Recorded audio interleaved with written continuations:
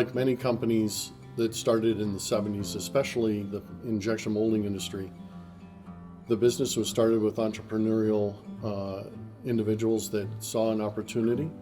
They were running a plastics company in Erie, and they saw an opportunity to start a new business in Corey, Pennsylvania, focused primarily on the plumbing industry.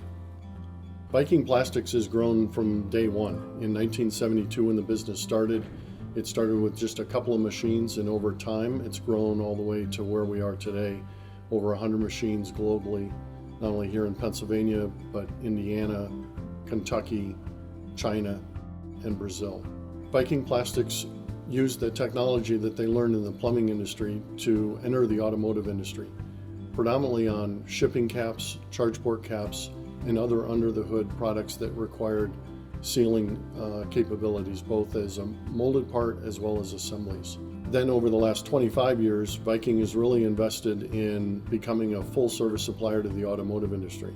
So expanding outside of caps and closures, and moved into product assemblies, engine components, and now just recently battery electric components. Viking Plastics has really served our customers well in the area of quality. As I mentioned earlier, our PPM are less than 1. Over the last 4 years, we've averaged 0.4, which is just an outstanding world-class quality level. The second is on-time delivery, focused on our customer and bringing new products to market. Early on, Viking Plastics really focused on unscrewing technology, which in the early 80s and 90s was a difficult product to make, to mold products with threads. And not only did we do that in the plumbing industry, but we then expanded that into the glass-filled nylon market, which is really breaking technology barriers back in the 90s. So in addition to the unscrewing technology, leadership changes have really played an important part in the development and growth of the business. As many companies stagnate around 2 to 5 million in sales, and then they grow to about $10 million in sales and then stagnate. Our leadership changes have come in at just the right time to expand our business to where we are today. The last major change in our business was the implementation of GBC. GBC, as we like to call it, is the mindset of making a good box of cookies for our customer. It's a simple concept, but very hard to execute. How do we deliver great quality so that our customers don't get any bad parts? And over the last 20 years, our business has gone from good quality from an industry perspective to world class. And it's really all centered around our GBC process and making sure we make good parts for our customer.